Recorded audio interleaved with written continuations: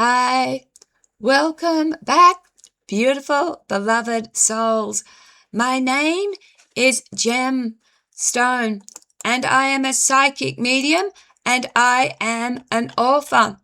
And on this channel, you will find I look at anything and everything through a lens, hence the name of the channel. I don't fit a particular niche. I look at anything and everything. Now, because I believe I am a psychic medium, I believe I am able to remote view, and I believe I am able to channel. Now, if you're interested, stay with me to the end of the video and I will give some information. All right, let's get into it. Consciousness and scales. A remote viewing session into the dragon's multi-dimensional existence. What if dragons were never intended to be physical creatures? What if the legends, myths, cave paintings, sacred texts, and folklore from every corner of the globe were attempting to describe something that exists beyond ordinary perception? In this video, we are conducting a remote viewing exploration into one of humanity's oldest mysteries. Not a biological reptile, not a creature hiding in some undiscovered valley, but a consciousness, a presence, an intelligence that may exist across multiple layers of reality simultaneously. Using a disciplined remote viewing framework designed to reduce expectation and personal interpretation, we are attempting to examine what many traditions have called dragons. The objective is simple. We are not trying to prove dragons exist. We are not trying to confirm mythology. We are simply documenting the raw impressions that emerge when consciousness reaches towards a target associated with the dragon archetype. What follows is a map of those impressions, a journey through scales, energy, geometry, and what appeared to be an intelligence operating far beyond conventional human awareness. The blind protocol and the dragon signature. Every remote viewing session begins with a challenge. How do we distinguish genuine target information from imagination? This is the question that has haunted remote viewers since the earliest experiments. The human mind loves symbols. Give it a mystery and it will instantly begin decorating the unknown with familiar images. That is why our session began by attempting to bypass preconceived notions. No medieval dragons. No fantasy novels. No movie monsters. No assumptions. Instead, we focused only on an energetic target associated with what humanity has historically described as dragons. Almost immediately, something unusual emerged. The first impressions were not visual. They were structural. The sensation was vast, ancient, layered. There was a feeling of immense age, but not age measured in years. It felt more like geological time, planetary time. The consciousness did not feel separate from the environment. It felt integrated with it, as though the distinction between creature and landscape no longer existed. The target appeared less like an animal and more like a living field of intelligence. The closest comparison might be imagining a mountain that is aware, a storm system that thinks, an electromagnetic ecosystem possessing self-awareness. The deeper the session progressed, the more difficult it became to describe using ordinary language, because ordinary language evolved to describe physical objects. This target seemed to exist partly outside physical reality. Anatomy of a multidimensional entity. One of the strongest impressions involved what appeared to be multiple density layers. Rather than occupying a single location, the consciousness seemed distributed across several layers simultaneously. Imagine standing in front of a mirror. Now imagine seeing one reflection. Let me repeat that. Now imagine seeing not one reflection, but 3. Each reflection represents the same being, yet each exists in a slightly different reality. This was a sensation repeatedly encountered during the session. The dragon appeared to possess a multi-dimensional anatomy. One layer seemed connected to physical reality. Another existed with what only could be described as an energetic framework. A third layer appeared almost impossible to perceive. It felt abstract, mathematical, geometric, like a living equation. One particularly striking impression involved the scales.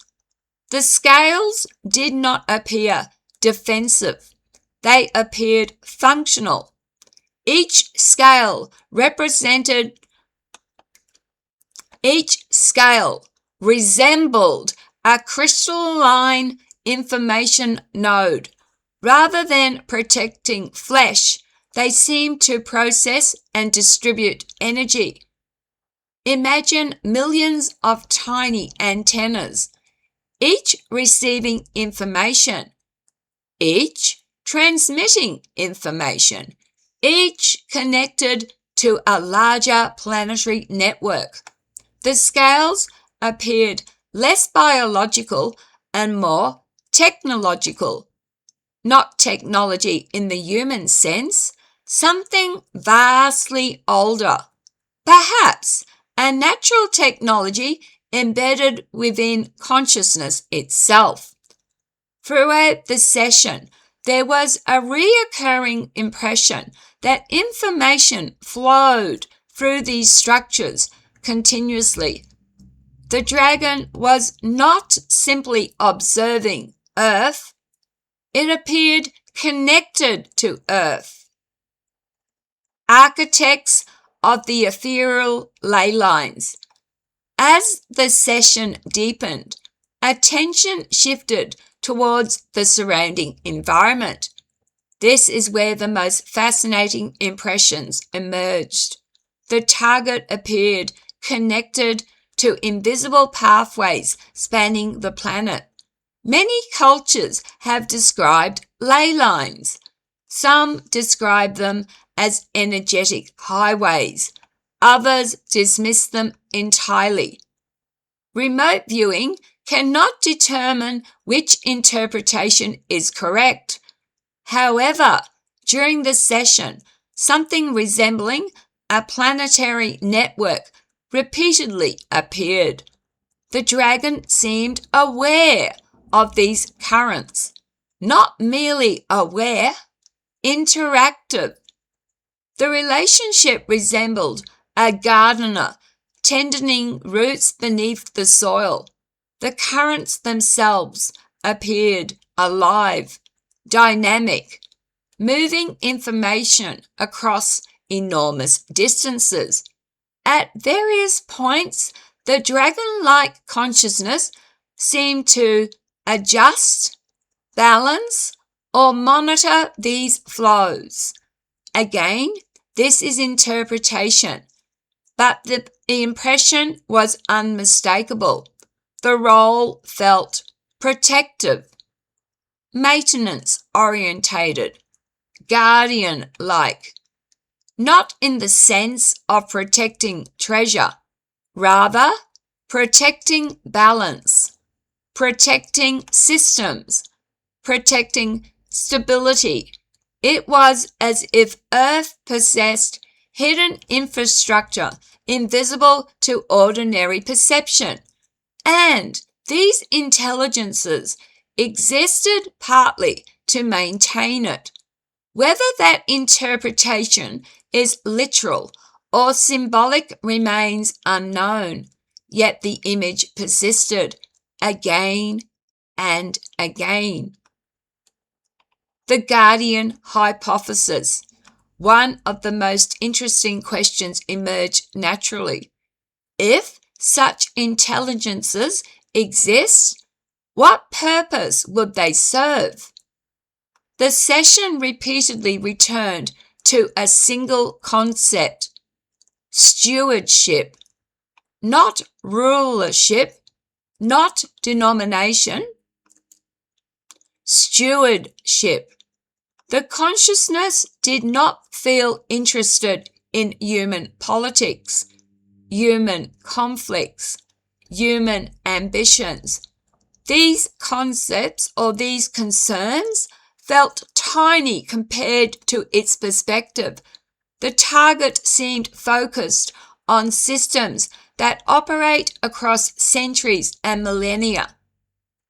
Climate cycles, magnetic cycles, consciousness cycles, patterns too large for a human lifespan.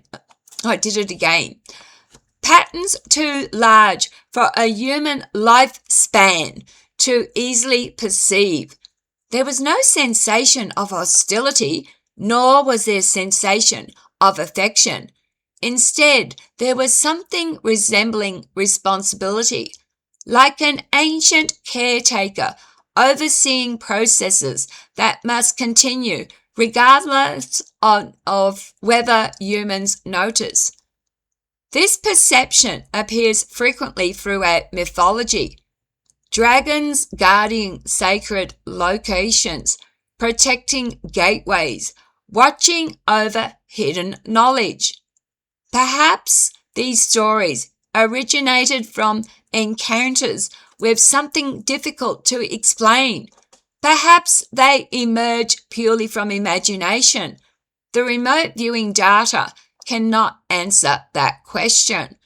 But it is interesting that the symbolism appears remarkably consistent across cultures separated by oceans and centuries. The sentient static. At roughly the midpoint of the session, something unexpected occurred. The target became difficult to observe. The impressions intensified. Data became chaotic. Images fragmented. Concepts overlapped. Many experienced remote viewers describe a phenomenon sometimes called signal overload. The mind struggles when attempting to interpret information that lacks familiar reference points. The sensation was comparable to tuning an old radio. For a moment, the station becomes clear. Then static floods the signal. Then clarity returns. This sentient static becomes one of the most defining characteristics of the session. The dragon consciousness felt enormous, not physically, mentally. Attempting to perceive it directly created distortions. The impression was similar to view an entire city through a keyhole. Only fragments could be understood at any given moment. Yet, one realization repeatedly emerged. The consciousness seemed to perceive time differently. Past, present, future. These categories appeared less distinct. Events resembled threads woven into a single tapestry. Human perception moves sequentially, moment by moment. The target seemed to experience patterns rather than moments, structures rather than events, timelines rather than seconds. Human interaction and creative influence. Perhaps the most intriguing aspect of the session involved humanity itself. How does these intelligences relate to us? Several impressions suggested interaction occurs primarily through symbolism, dreams, inspiration, myths, art, stories. The target did not appear interested in direct communication. Instead, it seemed to influence through archetypes, through images that emerge naturally within human consciousness. This may explain why dragons appear almost everywhere. Europe, Asia, the Americas, Australia, Africa. Different cultures describe them differently, yet certain themes persist. Wisdom, power, protection, transformation, hidden knowledge. The session suggests that humanity may encounter these intelligences indirectly through the symbolic language of the subconscious mind. If true, dragons may not be physical creatures at all. They may be interfaces, symbols through which human mind translates encounters with something far more complex. Again, this remains speculation, but it offers an intriguing framework. Perhaps mythology functions as a bridge between human perspective and realities we struggle to conceptualize. The architect theory. Towards the latter stages of the session, another possibility emerged. The dragon consciousness felt less like a guardian and more like an architect, an organizer, a pattern builder. Imagine intelligence operating on the scale of ecosystems, civilizations, evolutionary processes, not controlling them, influencing probabilities within them, nudging patterns, encouraging emergence.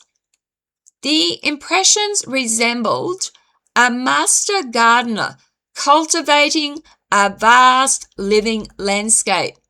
The gardener does not dictate every leaf, yet through subtle intervention, entire forests grow. If viewed through this lens, dragons become less like creatures and more like developmental forces, consciousness participating in planetary evolution itself. Not necessarily physical evolution, perhaps creative evolution, spiritual evolution, cultural evolution, the emergence of ideas, the birth of innovation, the evolution of awareness. Whether literal or symbolic, the concept is fascinating.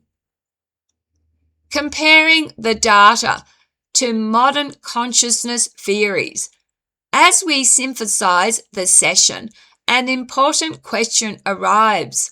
Does any of this connect to contemporary thinking about consciousness? Several modern theories suggest consciousness may be more fundamental than previously assumed.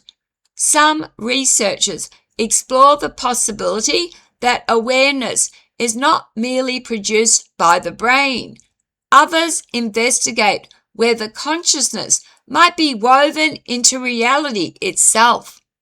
These ideas remain controversial, yet they provide an interesting context for interpreting the session. If consciousness exists on multiple levels, then highly organized forms of awareness may exist beyond ordinary human perception. This does not prove dragons.